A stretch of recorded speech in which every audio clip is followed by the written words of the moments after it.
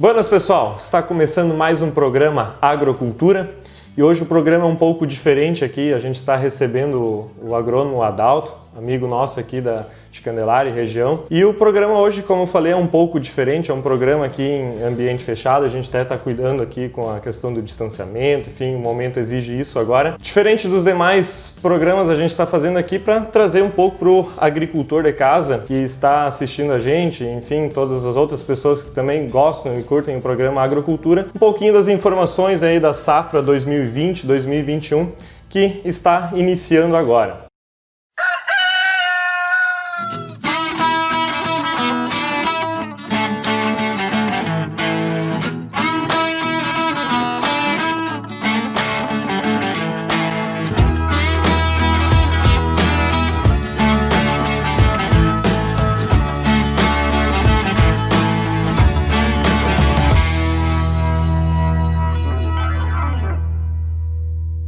Gostaria também de agradecer a todas as pessoas que andam curtindo e compartilhando os vídeos do programa Agrocultura. Se inscrevam aí no canal do Conectado 24 Horas, nas redes sociais do Facebook, Instagram, no YouTube. E também, agradecer o apoio da Afubra e do Sicredi, que estão sempre ao lado do produtor rural aí e também apoiam o nosso programa. Então, pessoal, hoje está aqui o nosso agrônomo e amigo Adalto Siqueira e ele veio aqui para falar um pouquinho hoje de como é que andam os preparativos aí para a safra 2020-2021, falar também um pouquinho da safra 2019-2020, que com certeza vai se refletir bastante aí nos resultados para a próxima safra, talvez principalmente pelo período da estiagem que a gente passou aqui em Candelária e também agora pelo momento bem diferente que a gente vive, que é o momento de pandemia, né? Então, Adalto, eu gostaria de começar perguntando quais são aí as principais etapas agora que está começando uma nova safra, né? Os preparativos do solo, em que ponto agora o agricultor principalmente está trabalhando, manejando a sua propriedade, inclusive até para o pessoal de casa ficar sabendo, engajado um pouco nesses detalhes. Bom, pessoal, agradeço então ao Daniel pelo convite aí para a gente tentar esclarecer algumas dúvidas aos produtores rurais e que acompanham o canal de informações. E dizer que a gente trabalha eu sou profissional liberal, sou engenheiro agrônomo, trabalho com assistência técnica de lavouras e tenho um escritório de planejamento chamado Agrican, na qual eu trabalho com a minha sócia Janaína e dois colaboradores que são o Marcos Streck e o Romeu Vizikovski, que a gente trabalha diretamente em assistência técnica no campo. A gente faz toda a parte gerencial inicialmente dos projetos para quem necessita de crédito rural e a partir daí a gente começa o acompanhamento desde o início até o fim da safra nessas culturas. E é um ano de muito desafio, em função de a gente vir um ano seco, como você comentou, e a gente está preparando assim uma série de componentes na nossa atividade para preparar o produtor para que tenha um ano melhor na próxima safra. Exatamente, e acho que o principal sempre é hoje, o produtor, principalmente na nossa região, que é um agricultor mais voltado para produção familiar, que tem uma propriedade menor, sempre ter o acompanhamento técnico que vocês oferecem, até porque a produtividade dele ser maior também, ele conseguir deixar a propriedade dele muito mais rentável, Então, Daniel, o nosso escritório trabalha mais com grandes culturas, Mas na nossa região a gente sabe que tem bastante propriedades pequenas que trabalham principalmente com arroz irrigado. É comum ter propriedades com 10, 15, 20, 50 hectares. A soja já é uma área mais extensiva. A gente trabalha bastante com arroz, soja, alguma coisa com trigo, milho também. E sempre auxiliando o produtor no emprego da melhor tecnologia que lá no final da safra ele obtenha sucesso. Principalmente utilizando tecnologia que procure mitigar efeitos climáticos, que é a seca, por exemplo. Então a gente procura trabalhar nesse sentido, levar o máximo de informação para que o produtor consiga lá no final da safra ter uma produtividade legal e tenha uma lucratividade, porque essa é a fonte de receita dele. E talvez, eu acho que o melhor produto que talvez o agricultor possa colocar no solo dele seria o próprio manejo dele, o cuidado do solo. Acho que parte por ali, uma boa safra, Sim, Daniel, inclusive assim, o nosso trabalho com qualquer produtor ou cliente que vai chegar e começar a trabalhar com nós, a gente parte do princípio da análise de solo. É o diagnóstico inicial de uma propriedade, é a análise de talhões, como você cuidar da sua saúde, você vai fazer um exame, o médico pede exames para você, você vai fazer os exames e levar para ele analisar. Então o início de tudo da propriedade é a análise de solo, para a gente programar uma boa adubação, calagem, se for o caso. Parece simples, mas tudo começa pela análise de solo e vai terminar lá na colheita. E esse acompanhamento a gente faz permanente nesse processo todo com os nossos clientes. Exatamente. E para o pessoal de casa entender um pouquinho, né, como anda e funciona a agricultura aqui da nossa região, o senhor até comentou, né, das grandes culturas, né, que o nosso município tem, mas ele tem também bastante culturas voltadas à agricultura familiar, o fumo principalmente, né. Então, acredito eu que boa parte das lavouras de fumo agora já estejam plantadas, né, algumas inclusive de milho. E a partir de agora a gente começa então, né, com as grandes culturas aí que seriam a soja e o arroz irrigado na nossa região. Qual a estimativa aí de produção e quantas milhares de hectares são plantados aqui no nosso município de Candelária e na região aqui central, se puder também informar, se tu tem esses dados? Ficando em Candelária, propriamente dito, a cultura da soja ocupa em torno de 19.500 hectares de soja, o arroz irrigado em torno de 6.600 hectares, o milho 6.000 hectares, muito desse milho é cultivado na Resteva do Fumo. Sim. O pessoal colhe o fumo lá em dezembro e dezembro, janeiro planta o milho. Entra depois com o milho. Então, assim, a área não vai oscilar muito para cima, mas o que a gente procura, assim, que o pessoal não procura aumentar muito a área, sim se detém em aumentar a produtividade nas áreas. Exatamente, até porque a questão de aumento da área pode afetar posteriormente, né, a queda do preço da própria commodity, né, do arroz ou da soja.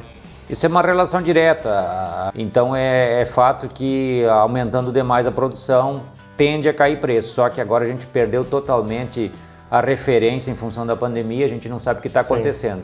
A gente achava que vender soja a R$90 era um baita de um preço, já foi a 100, está a 120 ou 125 e assim por diante. E já existe travamento de preços para a próxima safra. Exatamente, os contratos futuros que muitas empresas fazem, né, já estão trazendo um preço muito bom. Acima né? de R$110. Então, a gente sempre fala que é bom sempre um percentual de 25%, 30% fazer esse negócio, deixar um preço travado, para lá na safra para atender os compromissos iniciais pós-colheita. No arroz a gente pode esperar a mesma coisa, ou o arroz assim com o milho muitas vezes o preço acaba sendo muito variável, né? Então muitos agricultores acabaram já vendendo arroz há alguns 2, 3 anos atrás, no mesmo valor que se negociava arroz há 15 anos atrás, né? Então, o arroz nesse ano, o preço até atingiu um patamar muito bom, mas muitos agricultores às vezes comentam, né, que o preço é muito variável desse produto também. Então, o arroz irrigado, o arroz propriamente dito, ele não é uma commodity que o Brasil tenha tradição exportadora. Sim. O Brasil, em anos normais, ele produz o consumo e a exportação é muito pouca. Então, e se o mercado criou uma tradição que quando existia uma pequena falta aqui no Brasil se importava de terceiros mercados ou do próprio Mercosul e o preço daqui não reagia. Então o produtor de arroz ele penou, ficou vários anos tendo problemas de pouca lucratividade ou quase nada de lucratividade.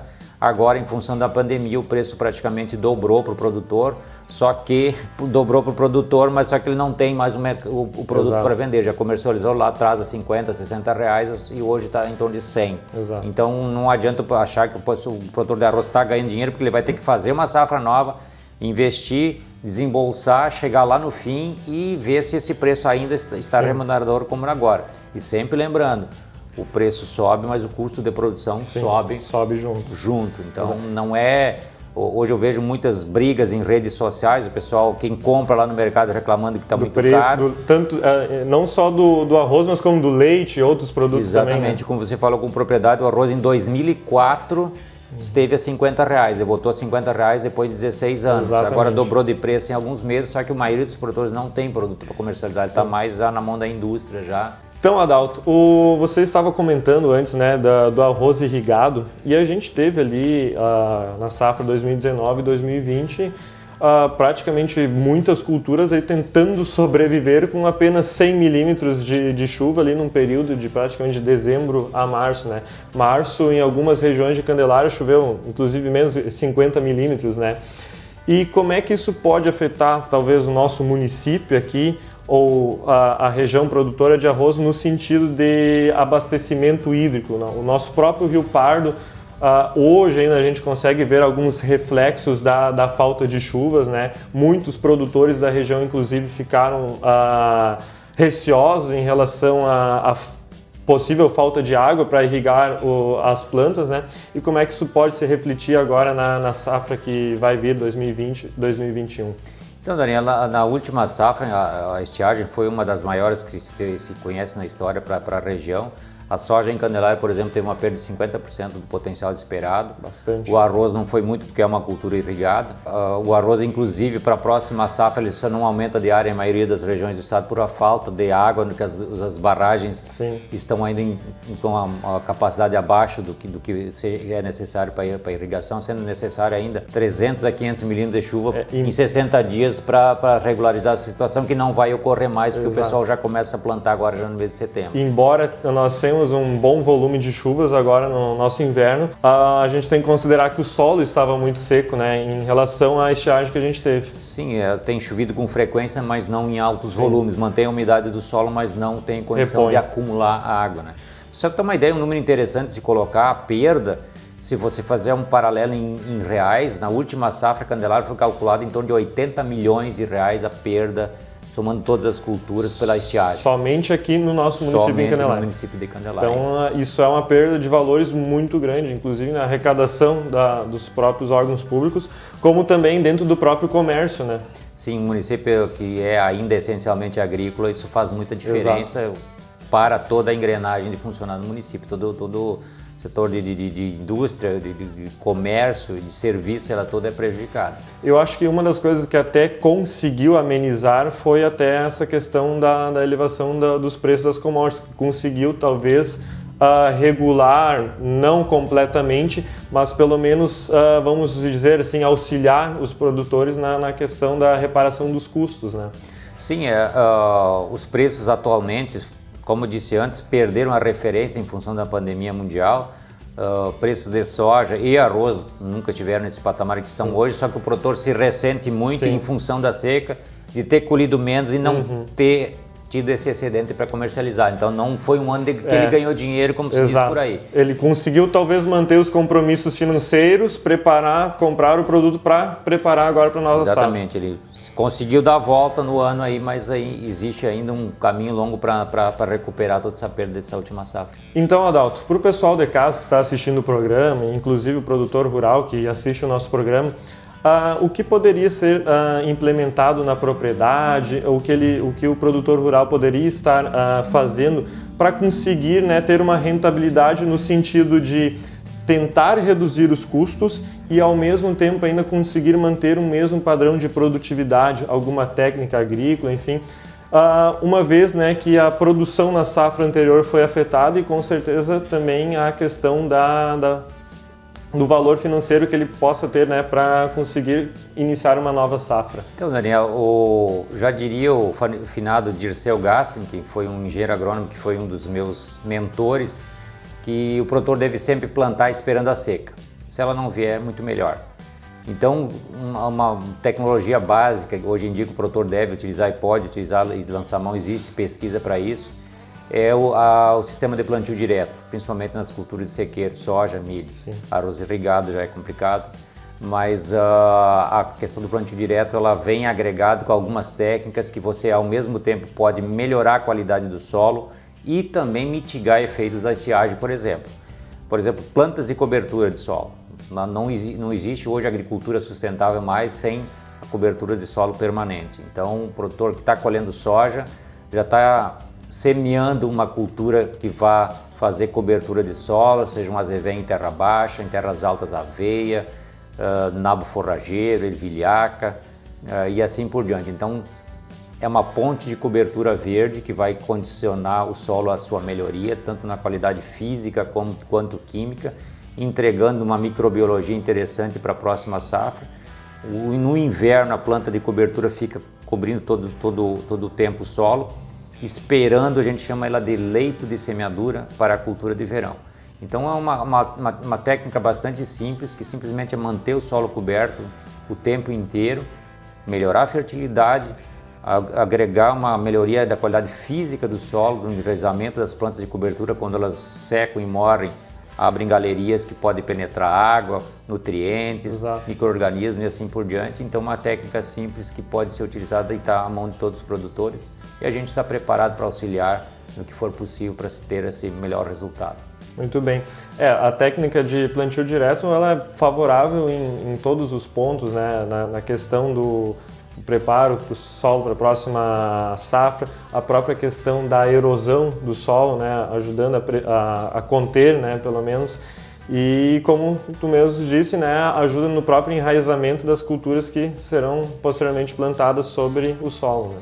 Exato, Daniel. Não é mais admitido que em pleno século XXI você dê qualquer chuva e tu olha para o Rio Pardo e ele está vermelho de terra. Isso não pode mais acontecer. A gente fala bastante em agricultura sustentável hoje também. Exatamente. A preocupação da produção ela tem que ser uma produção cada vez mais limpa. Sim. O consumidor exige isso. Não adianta o produtor só produzir pensando em produzir o máximo e não estar cuidando da questão ambiental também. E eu sou um defensor disso também. O produtor tem que produzir defendendo sempre o meio ambiente, produzindo uma produção limpa, que o produtor, quando esse produto final chegue lá em quem vai consumir, ele vai consumir com qualidade e que é importante, com segurança. Sim, inclusive, né, o Brasil, que é um grande exportador, né, dessa commodity, da soja, principalmente, tem mercados consumidores extremamente rigorosos, como é o caso do mercado europeu, né, inclusive. Exatamente, isso muitas vezes corre via redes sociais, a questão de contaminação de alimentos, e não é bem assim. O Brasil exporta para países extremamente exigentes na sua compra, fazem análises. Bem, pessoal, chegamos ao final de mais um programa Agrocultura. Espero que tenham gostado. Foi um programa um pouco diferente, como eu havia falado no começo, mas um programa rico em informações para tanto o pessoal que está assistindo em casa ali das áreas urbanas, quanto o pessoal que está assistindo também o agricultor na área rural lá. E eu gostaria de agradecer a presença da Dalto por ter compartilhado aqui com nós todo o conhecimento, né? E uma palavra final ali, se o senhor quer deixar, o pessoal que está assistindo e também, né, para o produtor que talvez queira procurar assistência técnica com o escritório de vocês. Sim, Daniel, eu agradeço aí a oportunidade, a gente esperamos que tenha sido o mais claro possível de ter ajudado o pessoal a algum esclarecimento e estamos à disposição sempre. Valeu, pessoal, um abração. Valeu. Bem, pessoal, gostaram do programa? Então ajude a compartilhar o programa aí nas redes sociais, no Facebook, no Instagram, no YouTube também. Siga as redes sociais do Conectado 24 Horas, onde você vai estar por dentro de todos os programas que acontecem ali, o Em Voga, o Palelê também. E, novamente, agradecendo ao apoio do Sicredi, da Afubra, que sempre apoia o nosso programa e também o produtor rural. E até uma próxima, pessoal!